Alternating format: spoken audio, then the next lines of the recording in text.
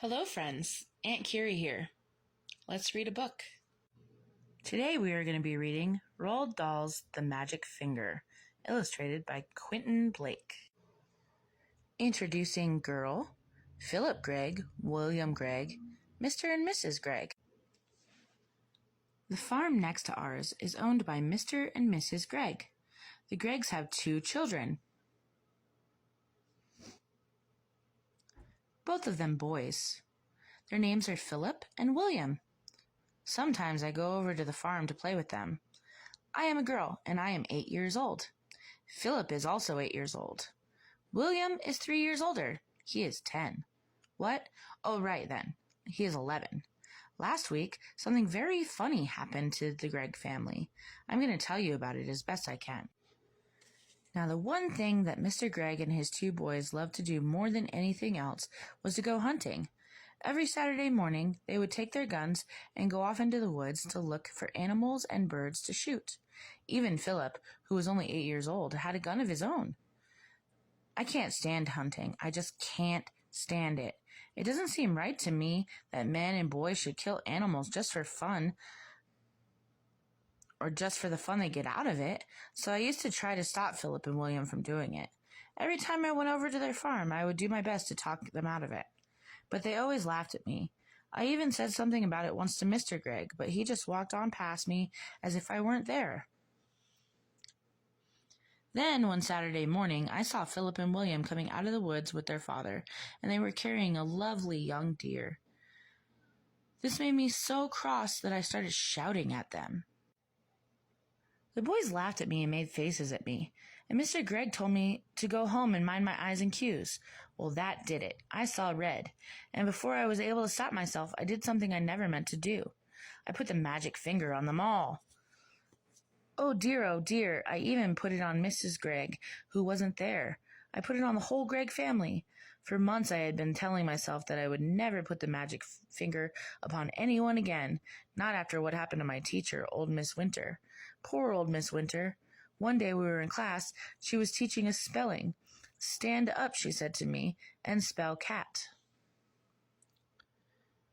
That's an easy one, I said. K-A-T. You are a stupid little girl, Mrs. Winter said. I am not a stupid little girl, I cried. I'm a very nice little girl. Go ahead and stand in the corner, Mrs. Winter said. Then I got cross and I saw red, and I put the magic finger on Mrs. Winter, good and strong, and almost at once. Guess what? Whiskers began growing out of her face. They were long black whiskers, just like the ones you see on a cat, only much bigger. And how fast they grew! Before we had time to think, they were out to her ears. Of course, the whole class started screaming with laughter, and then Mrs. Winter said, "Will you be so kind as to tell me what you find so madly funny, all of you?" And when she turned around to write something on the blackboard, we saw that she had grown a tail as well. It was a huge, bushy tail. I cannot begin to tell you what happened after that, but if any of you are wondering about whether Mrs. Winter is quite all right now, the answer is no, and she never will be. The magic finger is something I've been able to do my whole life. I can't tell you just how I do it, because I don't even know myself, but it always happens when I get cross, when I see red. Then I get very, very hot all over. Then the tip of my forefinger on my right hand begins to tingle most terribly. And suddenly a sort of flash comes out of me. A quick flash, like something electric. It jumps out and touches the person who has made me cross. And after the magic finger is upon him or her, and things begin to happen. Well, the magic finger was now open to the whole Gregg family, and there was no taking it off again. I ran home and waited for things to happen. They happened fast. I shall not tell you what those things were. I get the whole story from Philip and William the next morning, after it was all over. In the afternoon of the very same day that I put the magic finger on the Gregg family, Mr. Gregg and Philip and William went out hunting once again. This time they were going after wild ducks, and so they headed toward the lake. In the first hour they got 10 birds, and the next hour they got another 6. "What a day!" cried Mr. Gregg. "This is the best yet." He was beside himself with joy. Just then 4 more wild ducks flew over their heads. They were flying very low. They were easy to hit. Bang, bang, bang, bang went the gun. The ducks flew on. "We missed," said Mr. Gregg. "That's funny." Then, to everyone's surprise, the 4 ducks turned around and came flying right back to the guns. "Hey," said Mr. Gregg, "what on earth are they doing? They are really asking for it this time." He shot at them again. So did the boys. And again, they all missed. Mr. Gregg got very red in the face. "It's the light," he said. "It's getting too dark to see. Let's go home." So they started for home, carrying with them the 16 birds they had shot before. But the 4 ducks would not leave them alone. They now began flying around and around the hunters as they walked away. Mr. Gregg did not like it one bit. "Be off!" he cried, and he shot at them many more times, but it was no good. He simply could not hit them. All the way home, those 4 ducks flew around in the sky above their heads, and nothing would make them go away. Later that night, after Philip and William had gone to bed, Mr. Gregg went outside to get some wood for the fire.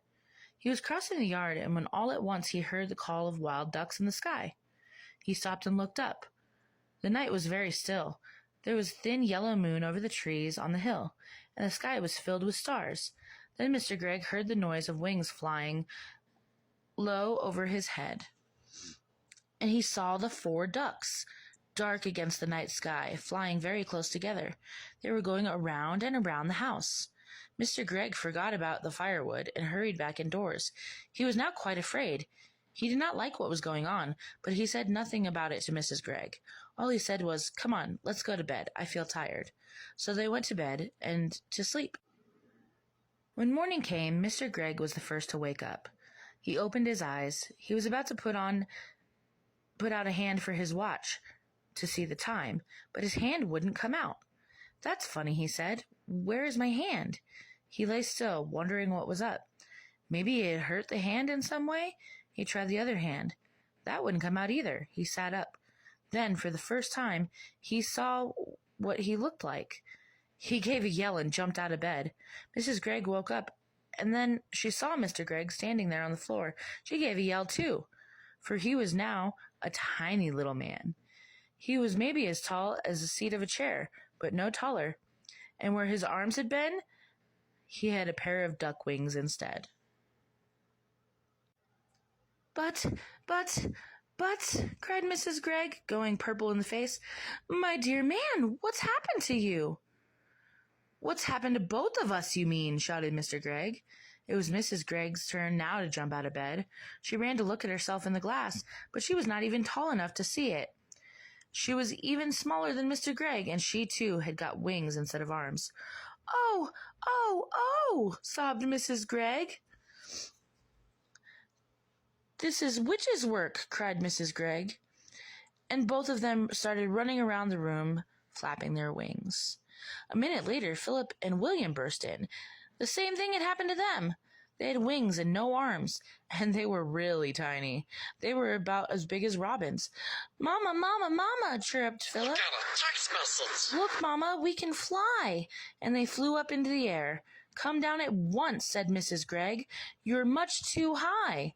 But before she could say another word, Philip and William had flown right out the window. Well, that's all for today. Like and subscribe to see more.